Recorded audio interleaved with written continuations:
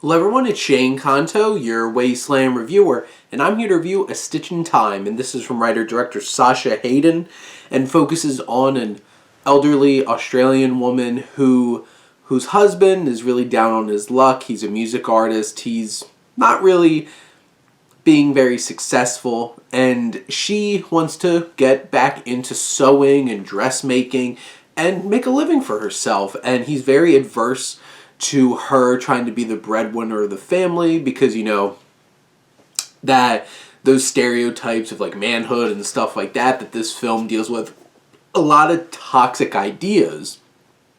And he tries to convince his old bandmate to come back together, and in turn this woman connects with her former friend, and she goes off and she meets this young Chinese man at a market, and they become business partners in terms of selling dresses. And really this story at the core is about this woman trying to find herself, that self-discovery.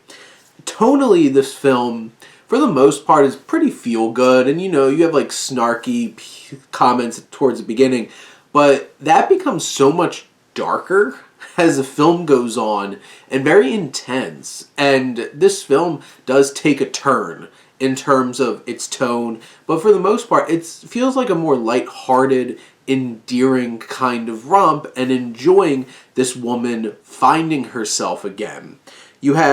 This film deals with a lot of like long-term relationship issues, a lot of toxic perspectives and toxic relationships and gaslighting and abuse, and even from like her husband and her rekindled friendship with her friend, and the control that everybody's trying to have over this woman, Lieb, who also struggles with like this very intense drive to commit to what she's doing with these dresses, and it's a little addictive and a little obsessive at times.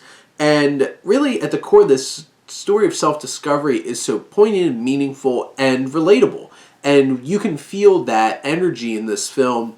And her dealing with like the dressmaking and the sewing, that honestly really hit close to home, because like people are complaining about her Singer sewing machine being too loud while I'm sitting there as my fiance on her sewing machine making things while watching this film a little bit. And you know, it hit on some levels there.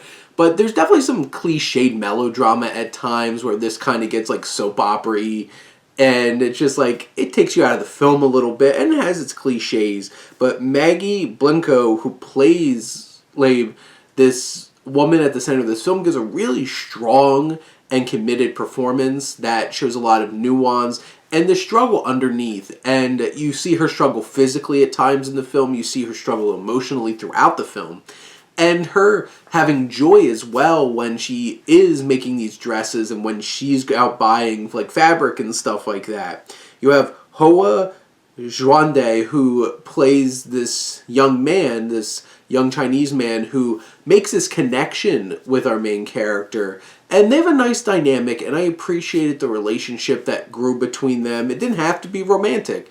It was platonic, and it was meaningful and had some strong emotion there. You have Glenn Shorrock, who is the husband, who is a bastard, honestly. And he's so despicable at every turn. His insecurity is just overflowing. Him getting mad at his wife because he's not successful, and she is becoming that and becoming somebody without him. And how he like drudges up some old things, and really leaving, you have Lieb in a situation where she doesn't know who to turn to at certain points because she's been hurt by so many people. But in the end, this is a very endearing journey. I really enjoyed this film. I appreciated a chance to get to watch this, and I think A Stitch in Time is a sweet and affecting journey with this character, and seeing her own self-discovery is something really awesome, and I think it hits really well in this film. But those are my thoughts on A Stitch in Time. Let me know what you think, and let's talk some movies. But thank you as always for tuning in and supporting your Wasteland reviewer.